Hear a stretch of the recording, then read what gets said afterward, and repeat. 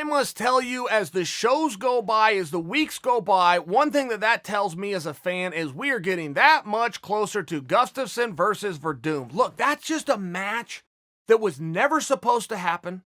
Two guys in two different weight classes, the top contender from light heavyweight in Gustafsson, the champion of the world from heavyweight in Verdum.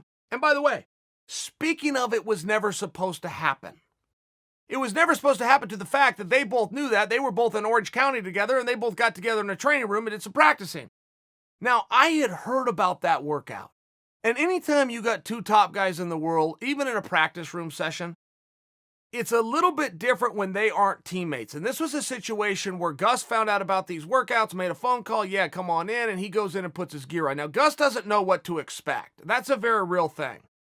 I don't love these situations. If I'm working with a guy or I'm coaching a guy, I would never have him, when he has a fight on the horizon, spar with somebody he didn't know. No matter how good the guy was or how good the workout would be, when the fight is on the horizon, you just keep them apart, because sometimes even the great fighters don't use control when they see fresh meat. When they see a new opportunity, they'll treat their teammates one way. They'll treat their practice partners, but when somebody new comes in, they will see this as a challenge, and they will see it incumbent upon them to defend their territory. At times, it's just a risky game.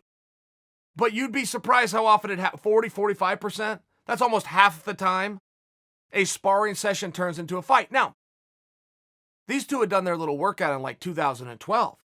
I'm a state away in Oregon. I heard about it. It was a big deal. You get two top guys together on a Saturday afternoon. That sounds a lot like a fight. But it does.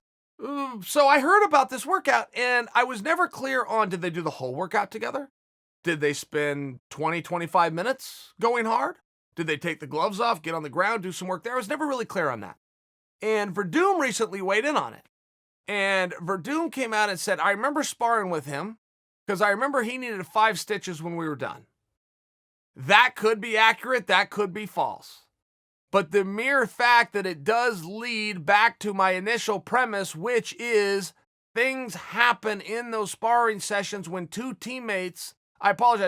non-teammates decide to go at it. Everybody's got an ego and everybody's got some level of pride. And those things tend to escalate. Verdum is also known as a guy who spars very hard in the practice room. I don't know if that's Gus's habit or not. But the mindset is interesting going in because, yes, both guys are going to remember that workout. And it appears that Verdum remembers not having all that hard of a time with Gus. But what Verdum could be miscalculating is that Gus is still pissed off from that workout because Verdum went harder than he thought they were going to go. I don't know. I'm speculating at best. When Kelvin versus Jack got announced, that is a very big fight with very big implications in a forming and unclear division with two of the baddest dudes in the world. But I don't know that the story ever got told that way. I felt as though you've got two top 10 guys going off to Fight Island in a co-main event, nice little placement on a nice little card, being headlined by a world championship fight that wasn't overly discussed. Like, the meaningfulness of this fight for the hardcore fans was very real. But I felt as though a lot of people missed it. I mean, look, Kelvin has never been Mr. Brash out there in your face, look at me, look at what I'm doing. Jack is anything but the guy that's pounding his chest and saying, look how great I am and my wonderful records and all the places I'm going. They're just not those two guys. But us in the know knew you got Kelvin, who's done 5 main events, 3 co-main events, fought for world championships, fight of the year. Oh, by the way, won the toughest tournament in all of sports known as the Ultimate Fighter, taking on Jack, who got brought in on short notice to get beat up by Jacare, only didn't get the notice, flips the script, and all of a sudden is on everybody's radar. I mean, you've got 2 hammers that matter, by the way, in a forming division outside of champion and number 1 contender, Costa, Izzy. Outside of that, who is going to go and contend and contest next is anybody's guess. Kelvin versus Jack is as meaningful for that top contendership as Till versus Whitaker. It really is just as meaningful, particularly because if Whitaker wins and Adesanya wins, they're likely to look for some parity, which means you're down to Till You're down to Jack, right? Because if Whitaker isn't going to get a fight for the championship based on the parity clause, then the same could be true for Kelvin based on the parity clause. A lot has to play out, but major opportunity. And I felt for all of the opportunity and all the meaningfulness on this fight, it went largely under the radar. I really did feel that. Now, go look at the match itself. I thought Kelvin looked great. I mean, Kelvin has an ability to take risks within a fight that you may not see as a viewer. Kelvin will never fight outside of arm's reach of his opponent. He will step right into the danger zone and dare you. I dare you. Throw your best shot. I'm a counterpuncher. Oh, by the way, I'm also a great wrestler. But he will step right into the fire. And he will spend the entire night in it. So that's what he did. Comes across the ring. He steps right into the fire. And they're throwing some heat at each other. And it's a little bit wild. It's just early on in the fight. But they're both throwing some heat. So Kelvin ends up in what's called a lateral drop. Jack forces a position. Kelvin, boom, lateral drop. Comes right out on top. And he's having a hard time getting started. And when Kelvin was having a hard time with the ground and pound, I, as the viewer, was interpreting he doesn't feel comfortable where he is. One thing about ground and pound, it's as easy to do as it appears on TV. You throw a guy down, you start beating on him. Okay, great. But when a guy like Kelvin, who's great at ground and pound, gets on top of a guy like Jack and doesn't begin the pound, it tells you, the viewer, he's not comfortable, which means Jack is doing something. Even if we can't see it, Jack is doing something that Kelvin is interpreting as a threat. Fine. It's just hard to see, so you're left with this guess. Well, I think that guess ended up being true. Because the way Jack ended up swinging around and looking for a knee bar. I mean, he's looking for a leg attack at first. Kelvin just stood up, turned around, pulled his leg out, comes right back into the same position. It looked like once Kelvin shut that first attempt down, generally in fights, the second attempt doesn't get any better. Here's a rule in fighting, by example, but I'll show you this in reverse, the other side of the coin. If you go out and you do something in a fight, do it again and do it again and do it all night long. With the theory being, if it worked once, your opponent is clearly susceptible to it and he will not have time to make the necessary adjustments. That's something that has to happen in the gym after the facts, takes several months to do. So if it worked in a contest, do it again in the contest, do it again and do it again. But the same thing is shown in reverse. If Jack is to go for a leg attack, specifically a heel hook, and Kelvin stands up and pulls out of it and comes right back down once, don't go for it again. If it didn't work the first time, it's not going to work the second time. Well, as you can see, that rule is not an absolute. There's a guy out there that they're calling Khabib 2.0. Swedish fighter, great, just fought over the weekend, first round, TKO victory, had like 105 strikes on his opponent, 2 strikes back by his opponent. Look good. I see the comparisons to Khabib. He came out, he did a call out of Mike Perry, Nate Diaz, or Robbie Lawler. Now, for a guy who I have to refer to as Khabib 2.0 because I do not know his name, to get on the docket with one of the 3 guys I just mentioned is a lofty goal. But that doesn't mean that he's not still right for doing it. Most ideas in life, people will start out by going, why did you do that? And they'll conclude by going, how did you do that? So you have to start somewhere. If Khabib 2.0 is getting shut down because of his idea, it doesn't mean he had the wrong idea. The first step to getting something done is largely being met with resistance, but it still creates a headline, which is your ultimate goal in the first place. What is a little bit perplexing to me is the state of MMA right now. The 3 most called out fighters in the sport are George St. Pierre, Conor McGregor, Henry Cejudo. What do they all have in common? They're all retired.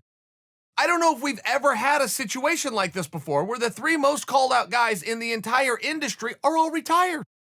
They're all unlicensed. They're all saying, I'm not going to do it. Look, if you get called out, it's very hard to not accept the challenge. The playground rules still apply. You don't have to fight a guy, but you have just conceded to your peers that you can't beat the guy. Whether that's right or wrong, that is the perception that gives off. If you get called out and you're retired, you don't have to respond at all. As a matter of fact, they just did you a favor. Ali came out. Ali's manager of Khabib, of course, manager of Justin Gaethje, and he said that Khabib and Gaethje will fight sometime this year. Now, that was great news because we all know very publicly what Khabib is going through, a very real and trying mourning process. You know, grief is something totally different than pain or being down or even depression. Grief is its own rare thing that largely only takes place in the case of a death of a loved one. So Khabib's in a very tough spot. But when Ali made this statement, it told me something else, which is I was under the impression that that fight was done and happening mid-September. So I have missed something along the way, which is only why I'm bringing it to you guys. If I missed it, then you likely also thought that that fight was done, booked, mid-September we're going. It would appear by the statement of Ali clarifying that that match is a go and will happen, but a broader stroke of sometime in 2020 tells us that it's not set for September. Now, I don't fully know what to make of all of that, and I don't know that I want to make anything. I think the one thing that Khabib most certainly does not need right now is any kind of pressure. And even Justin Gaethje, his opponent, who's clamoring, is not putting any heat on him. Hey, man, I get it. Dana came out, he was weighing in on 145 pounds, and he said it's not tough to book Max versus Volkanovski Part 3. And in many ways, that was a very refreshing idea. Now, we can get to, can we get there? Can we get the participants to agree? I'm not sure if I'm in Volkanovski's spot. I'm signing up for that one. I mean, in all fairness, Volkanovski did his job. He went out and did his job again. They went the duration. 6 judges in total looked at that. 10 rounds were completed. It was very lopsided. Of those 6 judges, only one came to the conclusion that Max won one of those contests. Now, I have to tell you, I agree with that one judge. I think that one judge is the only one that got it right. That doesn't give me any leverage, by the way. The mere fact that I thought Max won has absolutely nothing to do with this story, but I am also the one that heard Dana make this comment, and I'm the one coming to talk to you, and it does reflect on me, even if I'm just personalizing it. It is a little bit of a problem. If that one judge is right, let's just say, just hear me out. If that one judge is the one that's right, and Max won, that means Max is the best fighter in the world. If Max cannot get back to Volkanovski, means he can't get back to a title fight, that means the best guy in the world is floating around a division. That's a very dangerous thing to do. I mean, imagine that at any other weight class. Adesanya is now just in there with the boys, taking on number 7, number 8. That is a dangerous thing to do. You go look at Max's career. You look at the guy that Max has stopped. The Jose Aldos, the Brian Ortegas of the world. Brian who hasn't even fought since. I mean, I'm just saying, when you fight Max, it takes a lot out of you. Max is going to hurt you very bad. He's not going to grab you and lay on you and lean on you and then hope to find a head and arm choke. That's not the way Max fights. He comes out and he starts bludgeoning from bell to bell and never gets tired of doing it. You have to match him up appropriately. If he is sending the baddest dudes in the world to the hospital afterwards, he's keeping the baddest, number 1 contenders in the world off the shelf for 18 months after meeting with him. You got to put him in there with the right guy. And so I only suggest for you, just hear me out. If I'm right and Max is the best guy and now he's floating around the division, that's problematic on some level. Sean O'Malley came out and he said, I will never make the mistake that Conor made. This was the headline. Clickbait. Got me. I clicked. So he was talking about, he furthered the thought to just say, so many guys let it get personal. Conor never let it get personal. It was always competition. It was always business. But the Khabib fight, he let that get personal and it ate at him, and I won't ever do that. These guys are insulting me. I'm insulting them. They got short man complex. I can't remember the athletes he was talking about. Henry and Peter Yan and Cody Garbrandt, I believe, were the 3. And so they're angry. I'm never going to get angry. Okay. Well, let's break down what Sean's saying, because first off, you want as an athlete to do whatever is best for you, and there's not a whole lot of broad strokes, right? You're always going to hear buzzwords. Coaches are always going to talk to you with buzzwords. You must, and then fill in the blank. You must sacrifice. You must be dedicated. You must be hungry. You must work hard. You're going to hear all of these buzzwords that you've heard since you were a little kid, and they're never going to go away. But the truth in sport is you only must do one thing to win. You must have more points than the other guy when time runs out. The end. There is absolutely nothing else in any sport that you must do to win, except have more points than the other guy when time runs out. So then you have to wonder, okay, how do I operate? What makes me tick? What keeps me motivated? What keeps me focused? Do I do my best work when I'm motivated and I'm focused? And the answer may be no, by the way. So when Sean's talking about that he's not going to let it get personal for him, he's reflecting inwardly what bothers him before a match. He's also representing that he does better with the calm. Well, then great. As a young man, he's 26 years old, as young as he is, if he is already in a position that he can identify what it is that makes him tick, it's such a tremendous advantage, but it doesn't necessarily mean that the other guy has to do it the same way. Daniel Cormier has been talking about his fight with Stipe for a while now. They fought in like March of last year. That's off the top of my head, but I'm close in there somewhere. I mean, it's been a year. It's been 15 months since that match happened. I'm talking about him versus Stipe. That's on the horizon, a month away.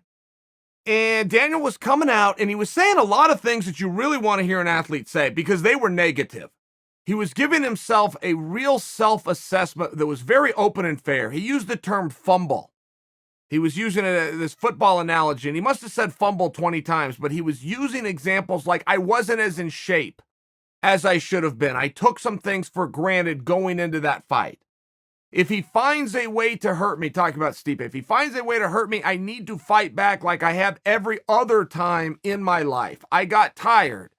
It's okay. I can admit it. Well, these are very good self-assessments, and you always want to see an athlete, if you're cheering for him, if you're getting ready to bet on him, being aware of what happened the last time.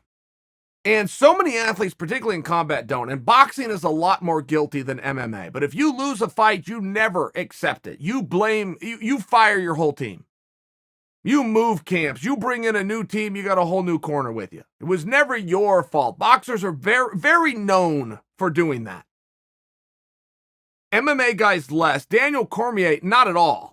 Not even a little bit. You're going to have good nights, you're going to have bad nights. If you do take something for granted, if you're going in against Stipe in his case, a guy that you had just beat in the very first round, for you to go in there and take some liberties with training or preparation is going to be a very real thing. It seems to me with Daniel Cormier, from an outsider looking in, you can break everything down to the number that the scale reads at the weigh-in. Daniel Cormier has a weight.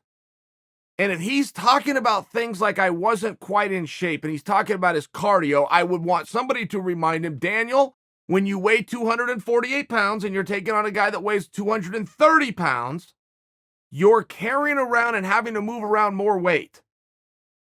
And just like if you guys were to put your foot on the line of a track, first one around 8 times wins, people are going to hedge a bet on just whoever's lighter.